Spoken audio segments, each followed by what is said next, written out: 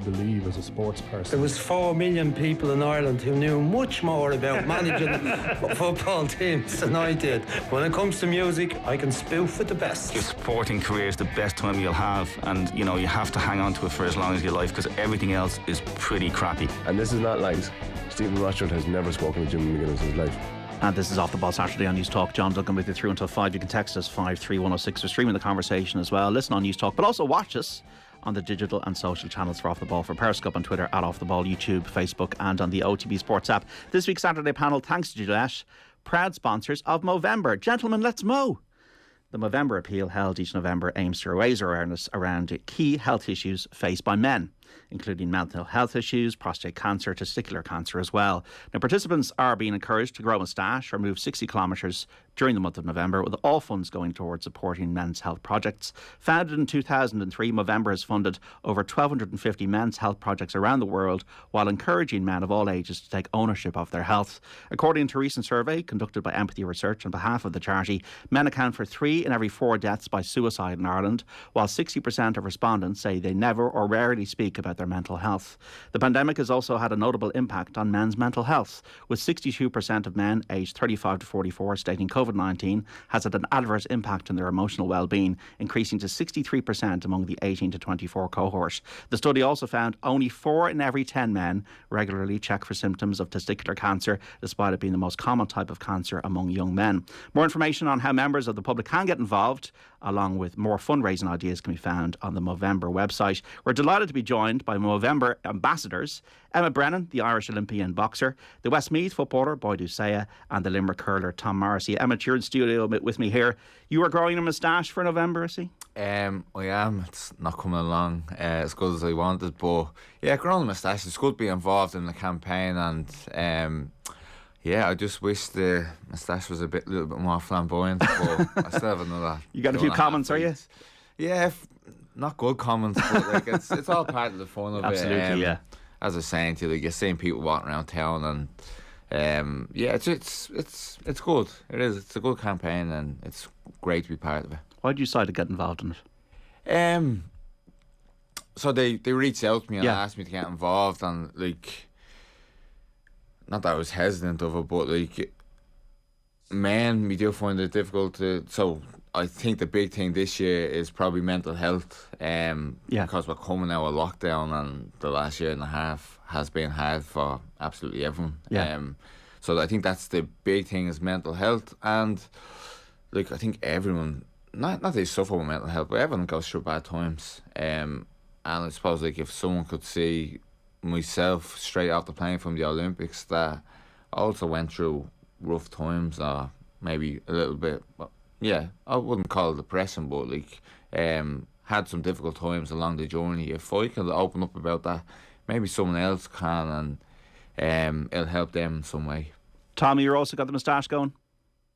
I didn't start from scratch. I'm actually doing the move for Movember. You're doing the 60k, are you? I can grow a moustache, all right, but I think I'd be like Emmet now. It'd take me a bit longer than the 4 weeks to have a good one. I'd be going around getting a lot of embarrassing comments, I'd say. So I said I'd do the move for 60k instead. And how's that going for you? Good, yeah. Got started anyway. I'm above I think I'm around the 12 kilometre mark at this stage. But yeah, really enjoying it. Find it really refreshing, I suppose, especially times where now I'm working from home myself. So, I do it at lunchtime, maybe go out for a stroll and stuff. And, it's really good just to get out and, I suppose, clear the head. And you can see how it's really beneficial, I suppose, in real life as well, if you just kept that practice going forward, not only for the month of November.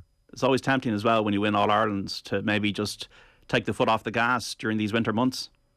It is. Sure, we're in the middle of the off season, and you want to, I suppose, enjoy that time and take a break from things as well. But this is such a great cause, and it was great to get involved. And 60 kilometres, it sounds like a lot, but when you break it down by day by day, it's definitely achievable, and it's fun doing when you know you're doing it for a good cause. What are you doing every day then? So every day, as I say, I'm just working away for Ernst & Young in Limerick at the moment, so in their tax department. So just tipping away at that, and then, as I say, trying to take a break, but also getting out and tipping away in the gym, or getting out and getting my few Ks done. I try and do it every day now, and stay on top of things. And that's really a bit of life at the moment. Boidu, are you going on the moustache route or the 60k route or both? No, kind of both. I'm doing the 60k at the moment as well, but I'm too happy with my beard, so I don't want to just get rid of it yet. But so just moving at the moment, so that's the crack.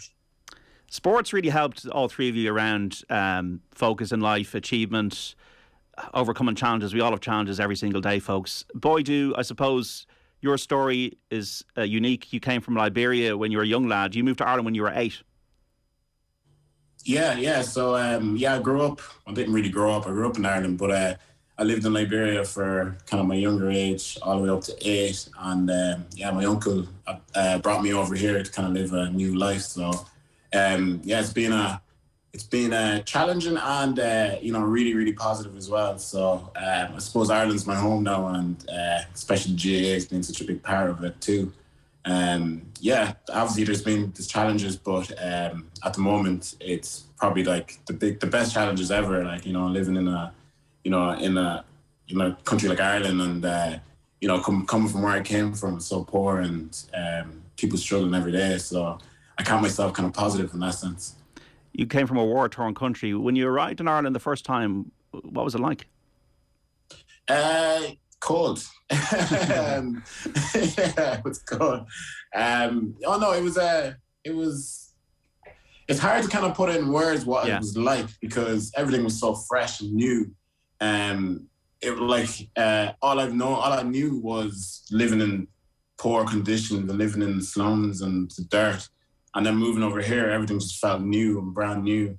And I suppose it was a culture shock as well. And also it was just a shock in general. It took a lot to get used to. But as I said, like, everything just ended up being positive for me, and everything ended up being good as well. And you got involved with GAA, with Rosemount in your community there in Westmeath. Yeah. So I suppose I went to primary school in Rosemount, and as I'd say the lads know, in primary school there's only one sport, is GAA, and then obviously a bit of soccer on the side, maybe a bit of five-a-side. But GAA was such a huge influence, a huge part of the school. So it's probably one reason that got me involved in it. And one way to get involved is, to make new friends and to get part of the community and to get involved is the GAA. So it made it a whole lot easier for me to get involved. And, Rosemount kind of took me on and made me their own as well. School wasn't too easy for you at times, obviously, Boidu, and that's something you've spoken about before. Yeah, well, it was good, and it has good and bad things as well, like, as kids in Ireland will be brutally honest, and I've definitely gotten that. I've gotten the brutally honest part, and, some of the things that are said aren't nice, and you just have to kind of take it on the chin. And as an 8-year-old kid, it's hard to kind of take, and I just had to kind of grow up and face it. But other than that, no, it's been as positive as it can. And, the stick you got, as you detailed, I think, in other interviews when you were, a young lad, and kids being out of line of what they said to you. Did that continue during your GAA career, into your teenage years and into your adult life? It has and it hasn't. When I'm playing GAA, you get comments. Everyone does. Everyone gets comments, and everyone gets stuff said to them.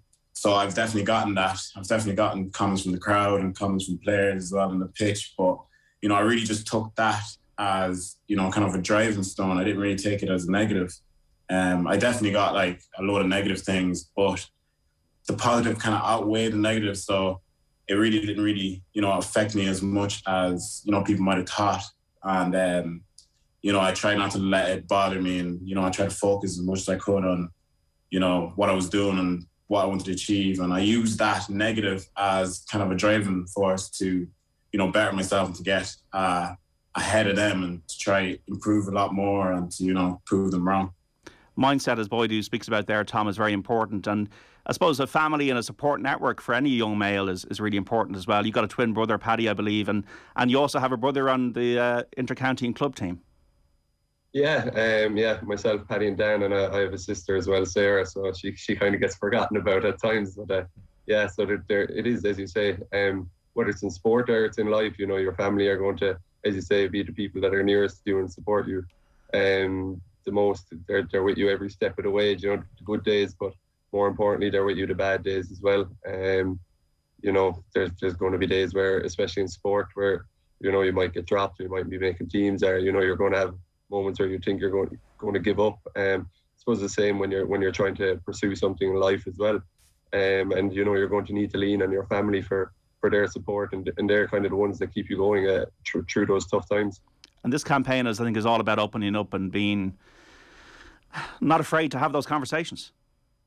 Yeah, I think so. I think that was one of the main things why I got involved. You know, I think there is a lot of, I suppose, awareness about men's mental health, but I think it's just actually maybe, you know, bringing, I suppose, a change, maybe just thinking that you can maybe have an impact that will actually change males' behaviour around it.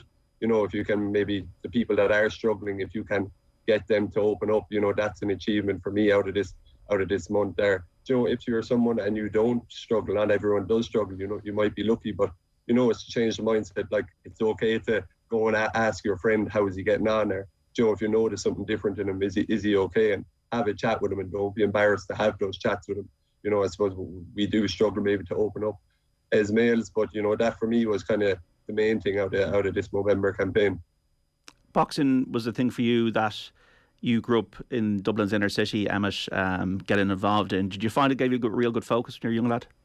Yeah, I suppose, like, in boxing clubs, like, it helps with confidence. It helps with coming out of your skin. I would have been quite a shy kid, probably low self-esteem, and I'd be quite introverted as a person, and I found that boxing, although it was an individual sport, you're in a club like full of kids your own age, and you're interacting with kids your own age and also all the members of the club, and that really did help bring me out of my shell and help massively with my confidence as a kid. And you also went through a bit of a rough time in your 20s.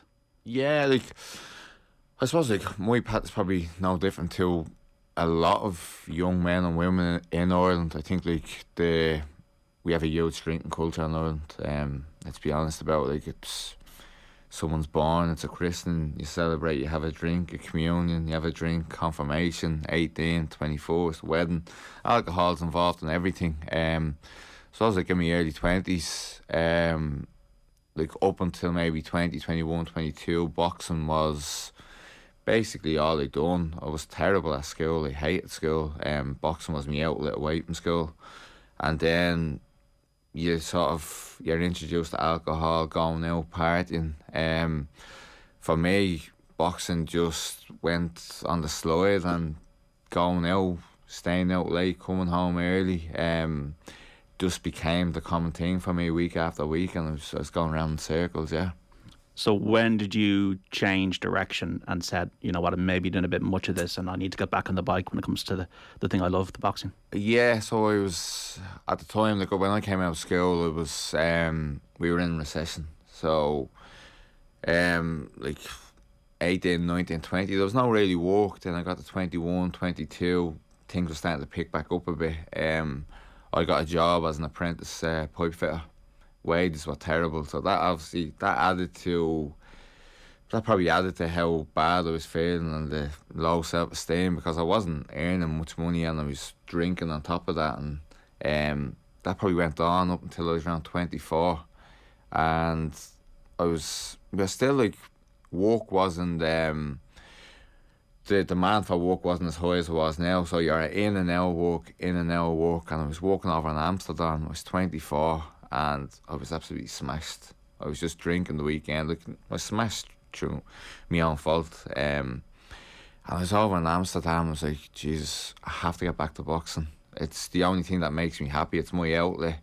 And I knew 2016 Olympics was too close. I wasn't going to get back, and I wasn't going to, to be honest, I wasn't good enough at the time. So I set a goal to just go back, see how I got on, and try focus on getting to the 2020 Olympics. And how did you keep the discipline to stick at that path? Like, I didn't stick to it 100%. So the odd time I would go back and dabble on a night out, and I'd be out partying, enjoying myself, and then you might be disciplined for another 4 or 5 months, and then, like, oh, to hell with this, let's go back out. And So it did take like a year or two of. It wasn't just like I came back at 24 and like that's it, I'm done with the drink. I still did go out, and even now I'd still go out. Probably not as much. So it wasn't just right. That's it, I'm off, and I'll never drink again. I did go back to drinking.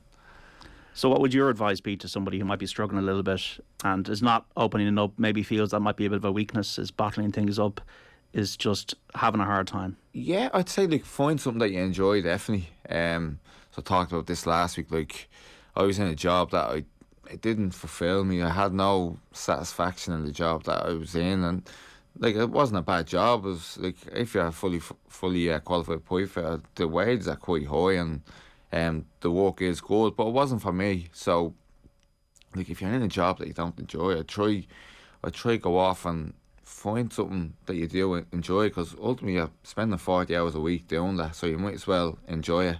And then out of work, again, try have something that is going to pass time, and it's something that you enjoy and it's something that you get fulfilment from, and that's what I have done. OK, this is the Saturday panel with the Westmeath senior footballer Boidu Sayeh, Limerick hurler Tom Morrissey and the Irish Olympian boxer Emmet Brennan about the Movember campaign and their sporting journeys. Want to get in touch, 53106, with any questions you might have for our guests. We've got to take a break for the news. We'll be back after that with a lot more chat on the Saturday panel after 2. Join us then. The Saturday panel on Off the Ball. Tonight is your online date. Will the profile picture be true? You need to get dressed up, get dressed up. Laundry so clean, soft and fresh. Now your clothes look at their best. Bold. Always believe love may grow, or pretend that you gotta go.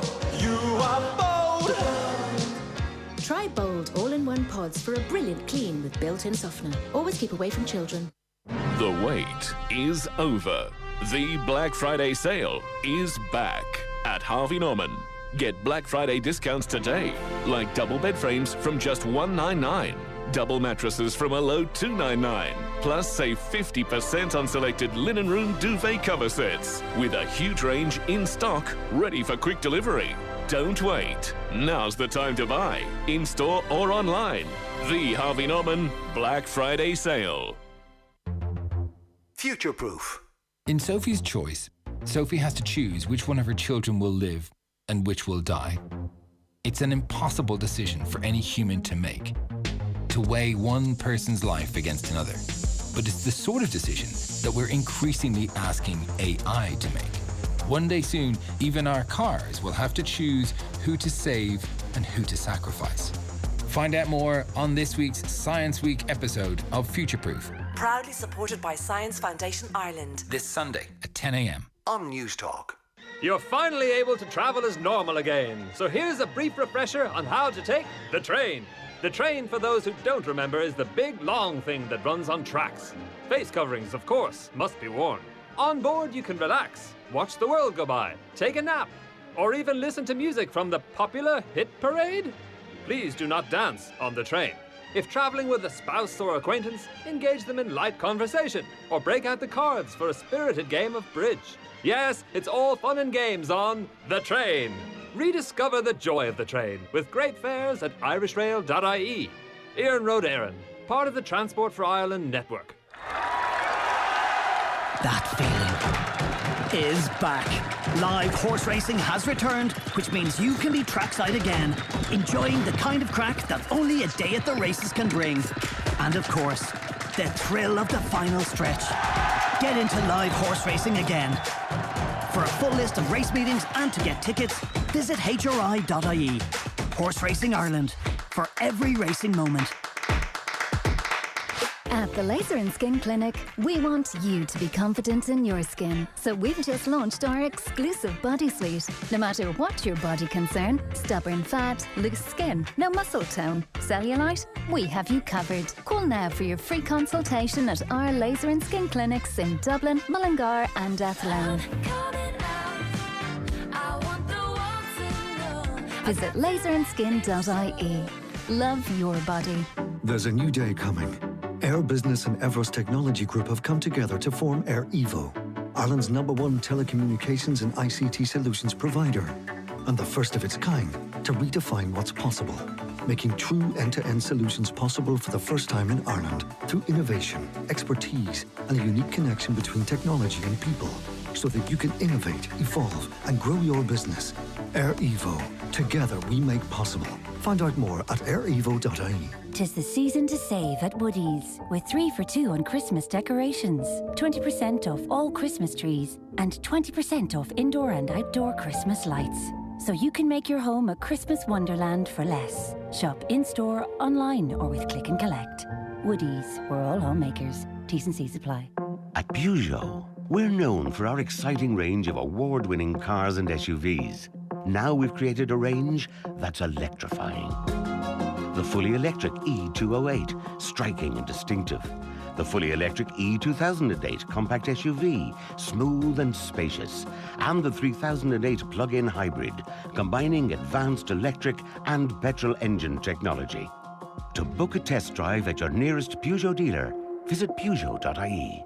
The National Transport Authority, NTA, has prepared an updated transport strategy for the Greater Dublin area based on initial public feedback. This draft strategy sets out the framework for investment in transport infrastructure and services over the next 2 decades. The next stage of the process is to ask the public once again to have your say at www.nationaltransport.ie. The strategy sets out the transport schemes and measures needed to tackle climate change, to reduce the impact of congestion, to deliver a safe and attractive cycling environment, and to develop sustainable communities across the city and region. Have your say on the draft strategy at www.nationaltransport.ie.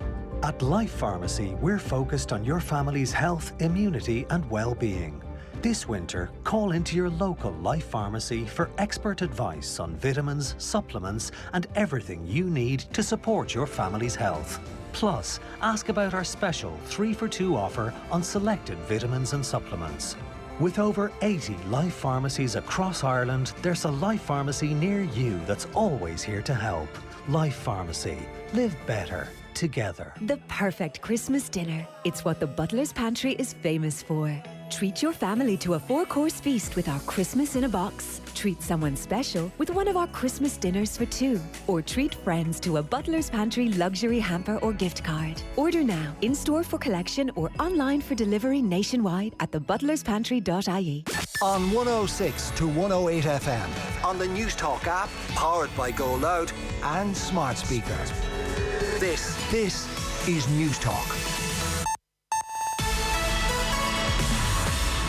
It's 2 o'clock. Good afternoon. I'm Quisha Conley. The Department of Health has reported a further 4,642 new cases of COVID-19. 556 people are being treated in hospital with the virus, up 7 on yesterday, including 107 people in ICU, a rise of 11 on yesterday's figure. HSE CEO Paul Reid has called on the public to turn this around and cut back on high-risk activities.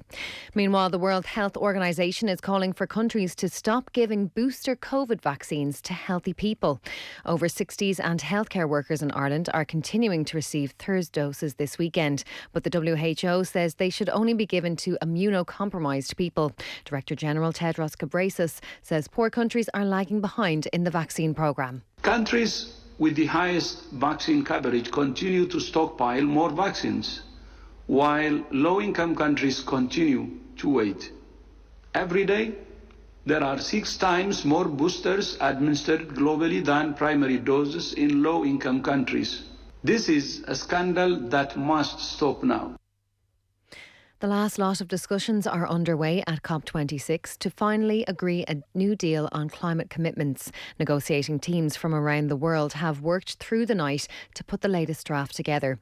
Wording around phasing out fossil fuels has survived the new text, which has been welcomed by campaigners, though been dubbed the bare minimum. Rich countries are also being asked to double the cash for poorer nations by the year 2025. Jennifer Morgan from Greenpeace thinks more should be done. I'm not sure whether that's going to be enough yet for the most vulnerable countries. And I think the text on the acceleration of needing to come back to the table, that's all still there, which is a bare minimum, I would say. And dozens more lawsuits have been filed in Texas following the deaths of 9 people at the Astro World Festival. A 22-year-old college student is the latest attendee to pass away after sustaining critical injuries during a Travis Scott concert. Hundreds of others were injured and many more are coming forward describing mental and emotional trauma as a result. It's 2:02. News Talk weather. Thanks to Ryanair. See friends and family this Christmas. But hurry, seats are selling fast.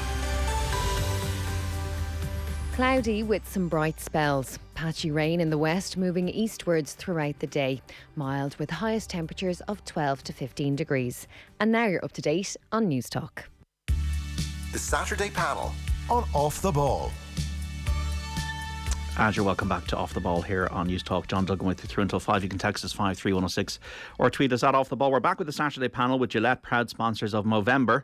Gentlemen, let's mow. We're chatting to Limerick senior hurler Tom Morrissey, Westmeath senior footballer Boidu Sayeh and the Irish Olympian boxer Emmet Brennan about the Movember campaign and their sporting journeys. Movember aiming to raise awareness surrounding key health issues faced by men, including mental health issues, prostate cancer and testicular cancer. You can listen on News Talk, also watch us on the digital and social channels for Periscope on Twitter, at Off the Ball, YouTube and on Facebook. We're also streaming on the OTB SPORTS app. Just before the break we spoke about the mental health campaign, the Movember campaign and the campaign to get moving, and we'll touch upon that at the end of the panel again. But Tom, Boidu and Emmet, just want to talk about your sporting years for the next while. Tom, you're in dreamland, I suppose, as Limerick hurlers. You beat Cork, 16 points in the All-Ireland final, back-to-back crowns, never been done in Limerick before. The game wrapped up by half-time. How did you get to that point where you're so dominant in a final? How many years is that in the making, Tom? It's a lot now, to be honest. Yeah, look, as you say, dreamland, definitely. Dreaming with our eyes wide open, I suppose you can say. Look, we're living exactly the dream we probably dreamt as growing up as kids. You know, it's absolutely unreal for us as players to be involved and be the lucky bunch of players from Limerick that are doing it at the moment. And you know, it's great for the people of Limerick as well. You know, before 2018, it was well recognised that we were waiting 45 years for an All-Ireland title, so to have 3 and 4 and as you say, back to back this time round, you know, it's truly special. And yeah, it's unreal. Yeah, but I suppose it started when we were all young, you know, with clubs and schools, and you know, probably lucky with that we all came together. There's a good crop of us, and you know, the academy there's a bunch of people in Limerick who set up the academy for 14s and underage structures in Limerick. So that would have been our first involvement with Limerick, and you know, I suppose it's just coming to bear fruits now with us with the senior team. How has that academy worked, Tom? I think the results of the senior team show that it has. I was one of the first years that, you know, went into it. Just probably getting the proper people and coaches involved, and you know, having proper structures for, you know, for kids coming in that we had to train in, and the proper environments. You know, I'm a big believer, you know, in our senior setup, but also the academy structure that we came through. You're going to be a product of your environment, and I have to say, in Limerick at the moment, you know, they do have an excellent, you know, academy structure for players to grow and develop. And you know, as I say, it's the senior team is getting the results now from that.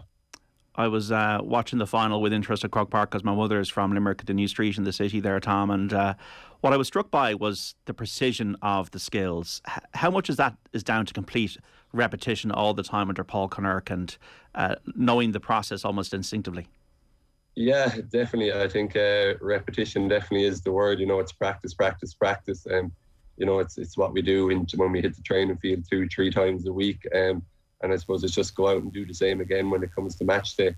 You know, you mentioned Paul's name. Obviously, he's the trainer, and you know, who's probably got us to that. Who had a huge influence in getting us to the level we're at the moment.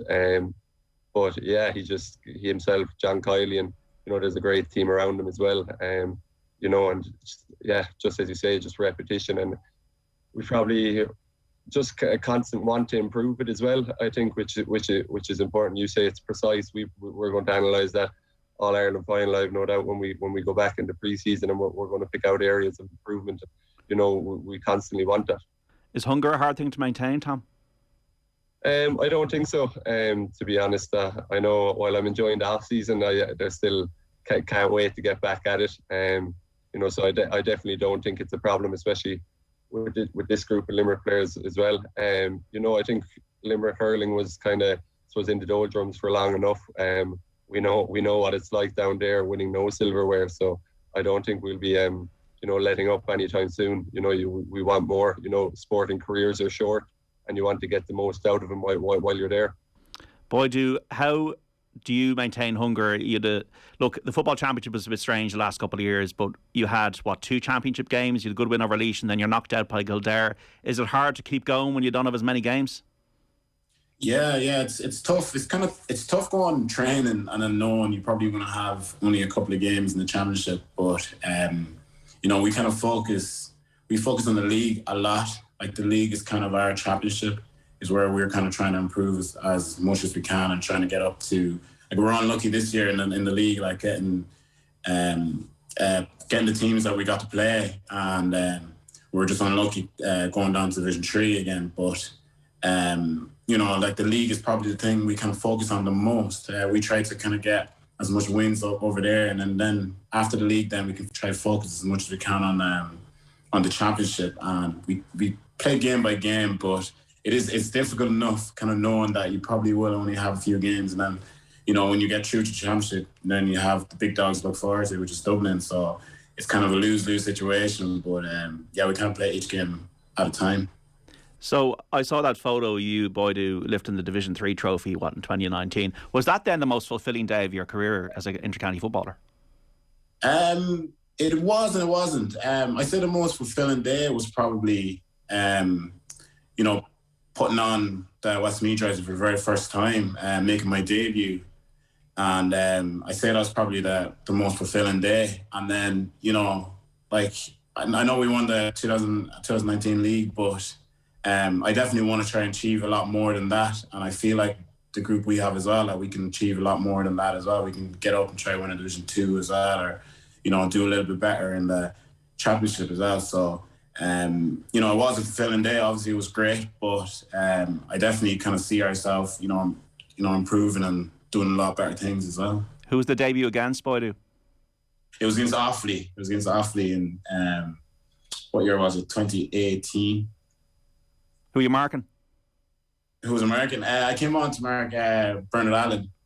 Got an absolute trimming. But it was a great debut, though. Great stuff. How you find playing cornerback? It's the last line, isn't it? Yeah, it is. You know, I grew up playing wing back for the club, and Jack Cooney kind of transformed me into a cornerback. But no, I like it. You know, it's one of those positions that get the least kind of compliments and the least rewards as well. You know, if you make a mistake, you're in trouble, and if you do something good, you're asked to get back.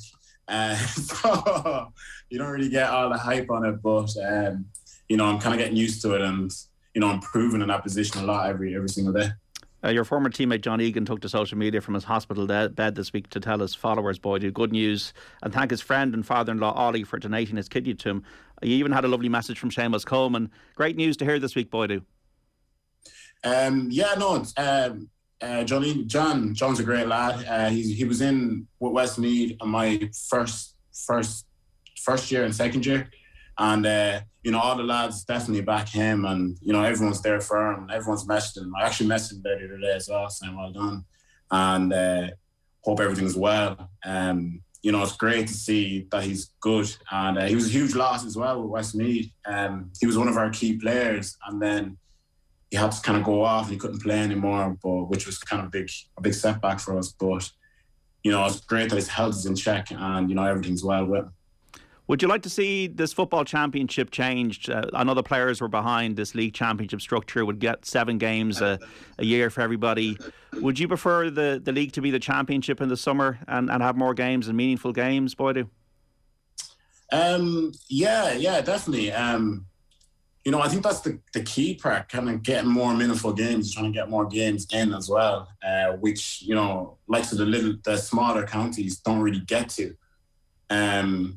But we'll see what happens. You know, I don't really have much to say on that, but sure. You know, hopefully I don't know. I won't say too much on that one. But do you find the Leinster Championship a bit frustrating every year? Because it is hard to beat a Division 1 team like Dublin, you know? Yeah, it is. It's so tough. You know, I said in an interview before, like, you know, even when you go out to face against Dublin, you're still going to go out and try to win the game and try to, you know, get the most out of that game as possible, even though, you know, all the odds are against you. And, you know, it's you know, everyone thinks you're going to lose and everyone knows you're going to lose. But, you know, we always go out with a positive mind frame and try to put out the best performance and see what happens. That's the way we kind of face against it. But, you know, other than Dublin, the Leinster Championship, every single team in there is equal. Everyone on the same par. But it's just that last hurdle that is a struggle for everyone. So, you know, we all have to try figure it out together and, you know, try break that barrier as well. But it was quite meaningful, I'm sure, for the panel to win that Division 3 title and to lift silverware and to play at Croke Park in the final.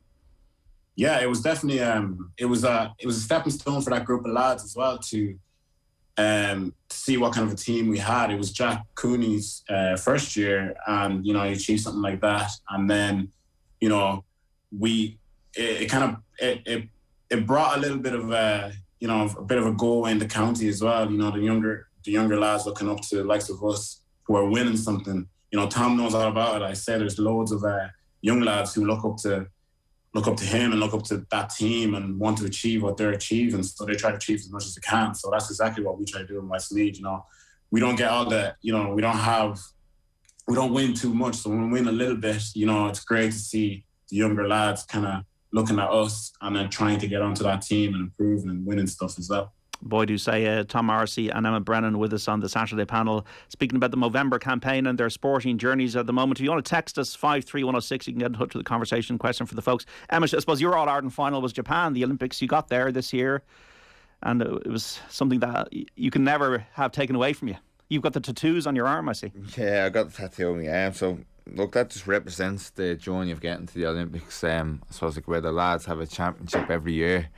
Like, we do have national championships, but like in Mecca is every 4 years. It's the Olympic Games, so you have such a big build up, and so much things can go right in them 4 years, and so much things can go wrong. So when you do go over the line, it's it's a great achievement, and it's made me feel so proud.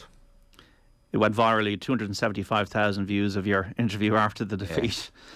Yeah. It was an emotional moment.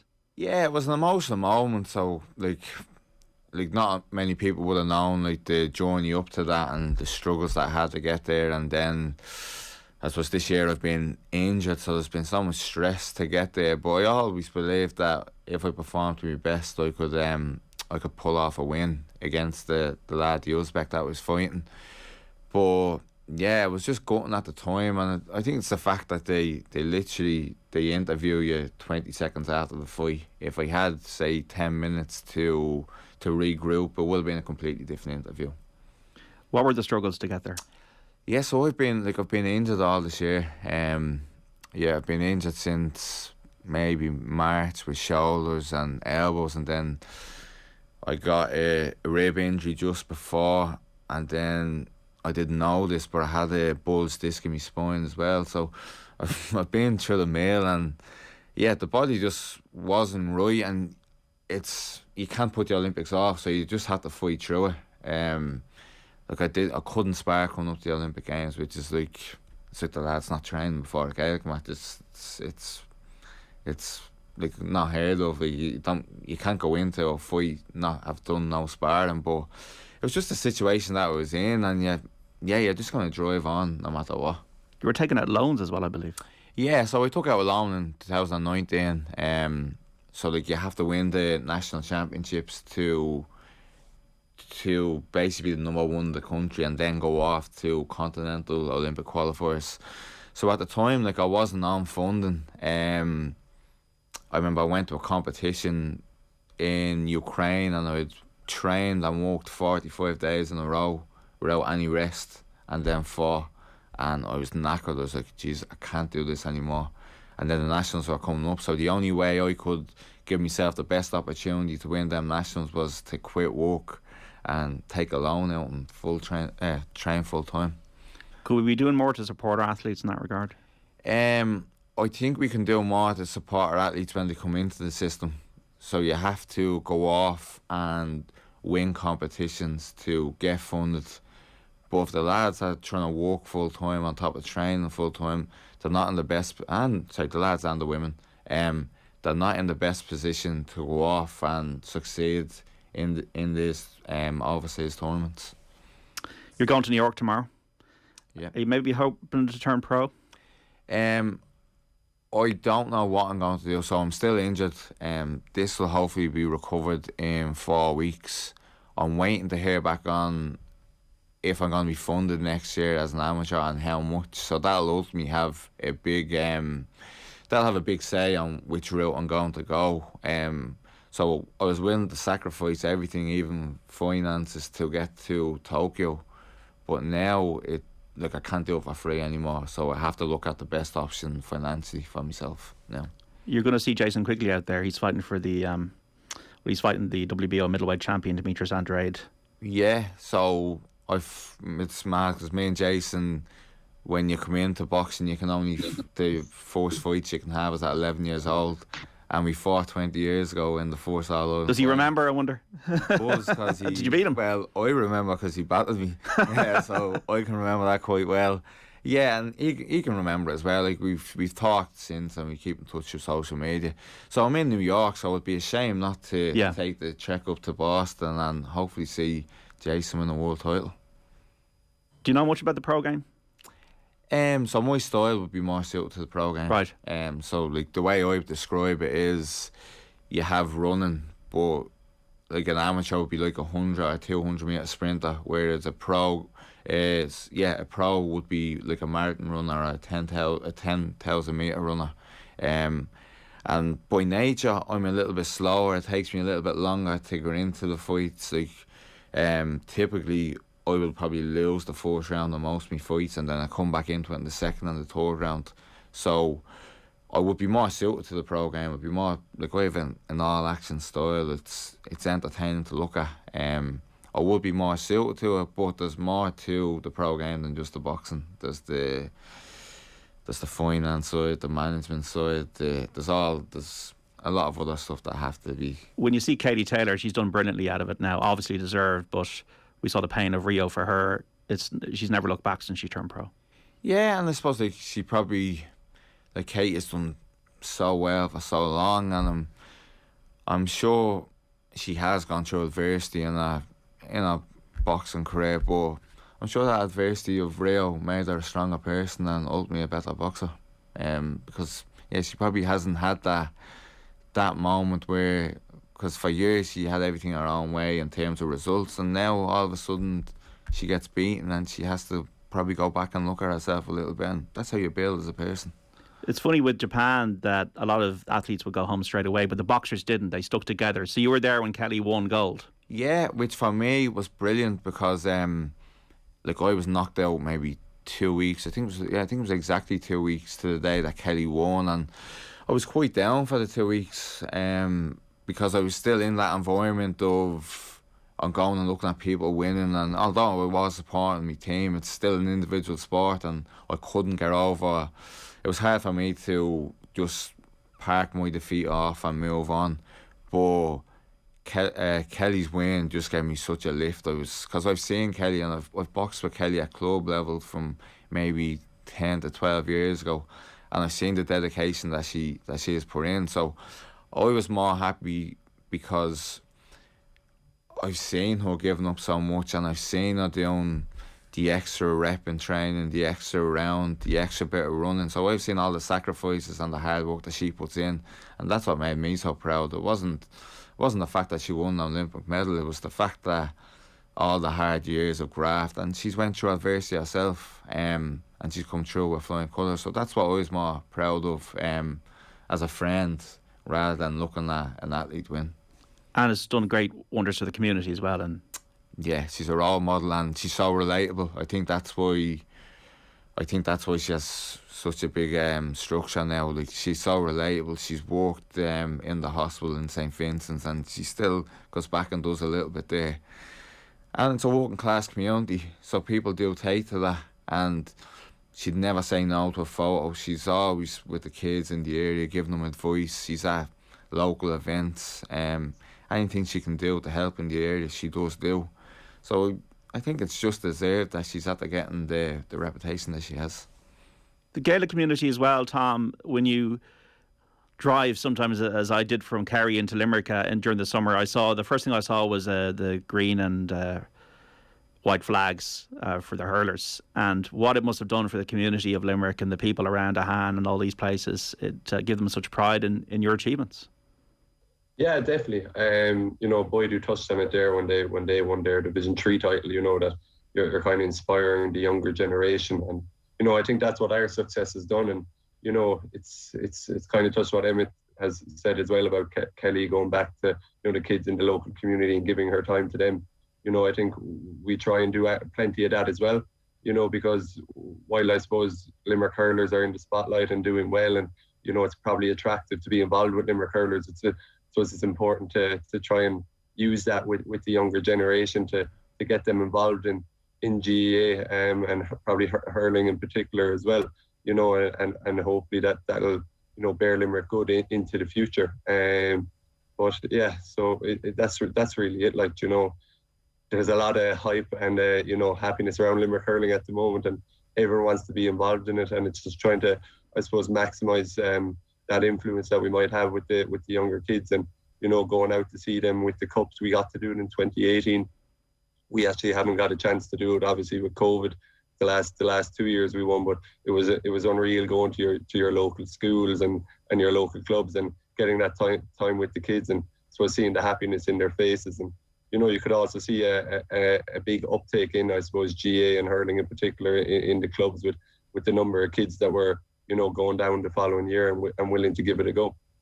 Like Boidu, you're talking about role models and communities and kids and that. I think John Kane was one of yours, wasn't he, growing up? Yeah. John Kane was one of my role models growing up.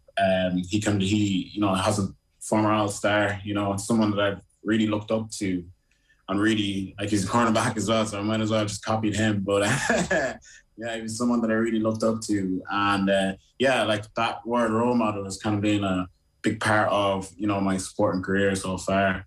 And being one of the only black lads to make his senior debut has kind of brought forward my thoughts on how I can help and promote the GAA in a different light.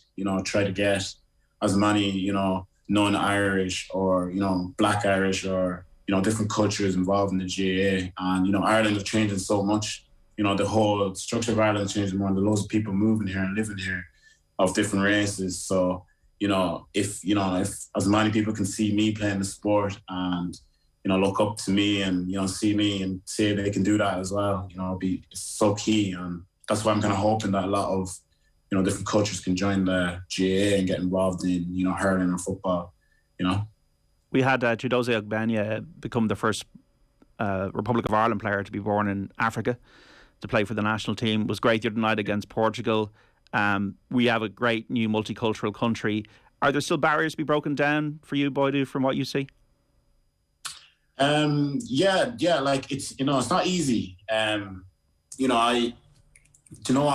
gotten messages off young lads who are so eager to join the sport, but the things that are stopping them from joining the sport is the negative things that are being said to them, and people not wanting them involved in it, and people not pushing them to go forward in it. And I try to give them some positive words, tell them, just try not to listen to that, focus on what you want to achieve and try to focus on, what you want your goal is to play the sport, and, try not to let other people kind of bog you down. And, I try to make that as positive people, but definitely there is barriers in it. And, it's not easy for someone who's not from that area to come and join a GAA club where, you have families and fathers and, there's huge history in that club, and they might not want this foreign person getting involved. But, in other clubs as well, it's definitely changing. Like some my club, and I know some other clubs as well are definitely changing and are eager to get people involved and trying to get people on board and, getting them into the community as well. So, it's definitely, there's challenges and there's positive in it too. There's a bit of both. Would you say it's on the most part welcoming? Sorry, say that again? Would you say on the whole it's welcoming, Boidu? Yeah, 100%. Yeah, it's so welcoming. I've gotten way more positive feedback and way more negative ones. It's so positive, and communities all around the place are trying to promote the GAA, and the GAA are trying to promote it itself. There's a lot they could do more, but it's definitely trying its best, and it's definitely, getting a lot of people inclusion. They're doing a lot for inclusion in sport, and it's definitely working, and hopefully in a few years you'll see a lot more different cultures involved. And it all comes down to education. It all starts in the parents, all starts in the home, Boidu. I can't hear you, your microphone's gone, sorry. Sorry, Boidu. It all starts with education, it all starts with parents, and it all starts in the home. Yeah, exactly. When we're all growing up, what we learn from our parents and what we learn from home is the way we kind of bring ourselves out and the way we represent ourselves as well, So if you're at home and, your parents don't like different cultures, you're going to grow up that way. And, I definitely don't blame kids. It's just all about, learning and what they can learn and listen to and, hear from other people's stories and really open up their minds, and it really does come down from teaching younger kids, and they can bring it home as well. So, it's from the parents and from the kids as well. It's an equal setup. And for young men, for young adults, Boidu, this Movember campaign, what would your advice be somebody who's maybe struggling at the moment with their physical health, or more importantly, at times, not all the time, but at times their mental health? Yeah, mental health is definitely a huge issue, and it's definitely being looked at the moment. And like I said it there in one of the papers that like Ray, who was on our team, was suffering from mental health, but none of us knew. And he came out and talked about it, and he was really brave, and it was great for him to do that. But he obviously didn't feel that courage enough to open up to the team and to talk about it. But he knows now that we all have his backing and we're all there for him and all that. But the one thing is trying to get that courage to open up to people and to trust other people that they have your back as well. And that's a tough thing, but if you can break that barrier and open up and start talking to people and find the right person to talk to, I think that's really key. Tom, the dressing room, I'd say on the most part it's a good sanctuary when you're all together in a Limerick dressing room. And you got your brother there as well, that at times very serious, but I'm sure it's light at other times, and I wouldn't say it's a closed culture. No, definitely not. We're a very close group down in Limerick, and maybe the success has even brought us closer and bonded us more, such big moments in all our lives, and it's the people you share those moments with. You're obviously going to have a bond forever with them.